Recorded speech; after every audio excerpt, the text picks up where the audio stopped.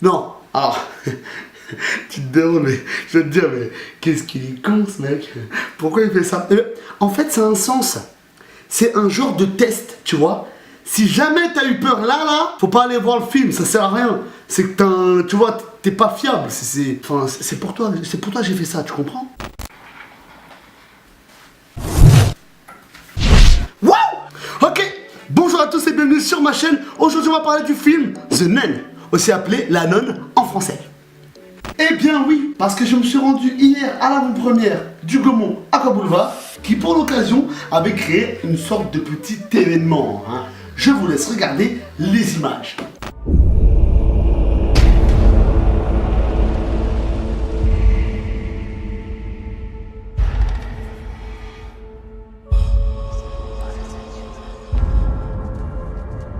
Pour les intéressés, ils nous ont aussi confié qu'ils feraient ce genre d'événement horrifique tous les mois. Le prochain est pour Halloween, le 21 octobre. Donc voilà, si ça vous fait kiffer ce genre de truc, n'hésitez pas à y aller. Bien sûr, il faut être en banlieue parisienne, sinon ça fait un peu loin. Trêve de discussion!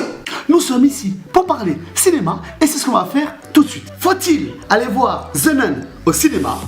C'est la question de cette vidéo. Alors, il y a une chose que je veux absolument, mais absolument statuer. Quel genre de public êtes-vous? Tout simplement parce que nous ne sommes pas tous égaux. Nous n'avons pas le même sens critique, nous réagissons pas de la même façon, nous n'avons pas tous le même degré de peur face à ce genre de film. On est tous différents et on a tous des manières différentes d'appréhender ce genre de film. En gros, ce que j'essaie de dire là, c'est que si Bernabé, il a kiffé le film, ça veut pas dire que toi tu vas aimer. Et c'est pareil pour moi.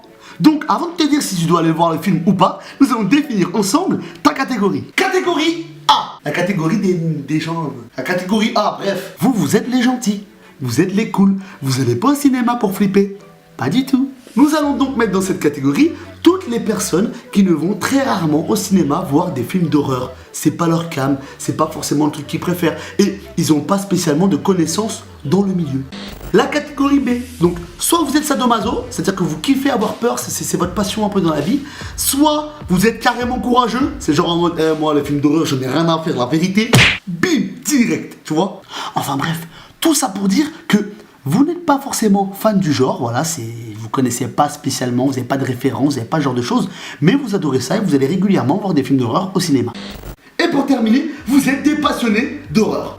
Vous connaissez le script de Shining et les phrases cultes de l'Exorciste par cœur, c'est que vous êtes en catégorie C. Maintenant que vous connaissez votre catégorie, nous allons pouvoir mettre les pieds dans le plat. Alors, allons droit au but, si vous êtes en catégorie C, vous n'allez pas aimer, et ça c'est pas un secret, voilà. Ce film est un film d'horreur bateau. Nous sommes typiquement dans un film de maison hantée. Les personnages principaux se retrouvent enfermés dans un endroit clos. Les séquences d'horreur présentes sont en majeure partie prévisibles. Il y a de nombreux jumpscares, et ils ne sont pas forcément tous efficaces. Et malheureusement, on ne fait que constater que Corinne Hardy est malheureusement moins bon que James Wan. Tout de même, pour ramasser les pots cassés, entre guillemets, nous avons de super plans et un décor qui est juste fantastique. C'est tourné en Roumanie et c'est super joli. Voilà, faut le dire. Catégorie B.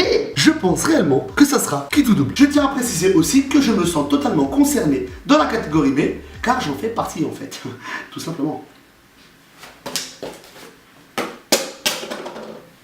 Le film est divertissant. On peut ramener sa petite copine, on peut ramener le mec qu'on veut pécho, on peut ramener ses potes, on va passer un bon moment. Que ce soit pour draguer ou tout simplement pour se mettre à l'épreuve, allez voir The Nun est une bonne idée. Mais comme je l'ai dit, c'est qui tout double. Et tout ça, c'est à cause de 3 petits détails qui peuvent vraiment niquer ton film en fait. La première chose, si vous allez souvent voir des films d'horreur au cinéma et que vous avez déjà vu tous les Conjuring et les spin-offs qui en font partie, donc Annabelle, par exemple, eh bien potentiellement, vous connaissez déjà la fin en fait. Et bon, il faut l'avouer, connaître la fin ou savoir ce qui va se passer à la fin quand tu regardes un film d'horreur, ça c'est pas top quoi. C'est nul. Le deuxième problème que vous allez peut-être rencontrer s'appelle Frenchy, un personnage du film, interprété par Jonas Bloquet.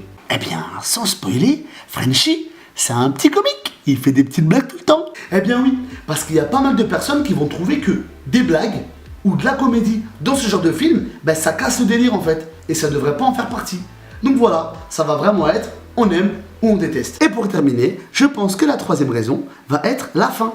Voilà, beaucoup vont être déçus. Et pour la dernière catégorie, la catégorie A, quoi qu'il arrive, vous serez mis à l'épreuve. Vous n'avez pas spécialement de connaissances dans le milieu du cinéma d'horreur, donc quoi qu'il se passe, ça sera une mise à l'épreuve pour vous. Et d'ailleurs, au passage, le film le plus terrifiant de la saga, il se paye un peu notre tête.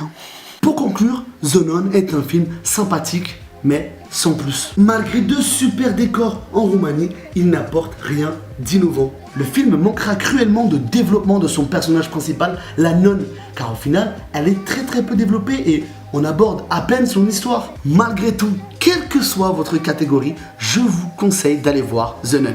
Il est sympathique, ça permet de faire des sorties entre amis, les films de ce genre sont divertissants et c'est cool. On regrettera tout de même que ce film ne fasse pas avancer l'intrigue de Conjuring vu que ça se passe dans le passé. J'espère que cette vidéo vous aura plu, qu'elle vous aura aidé à faire votre choix s'il faut aller voir ce film ou non. Et sur ce, je vous dis... abonnez-vous. Bon, je crois que le devoir m'appelle là.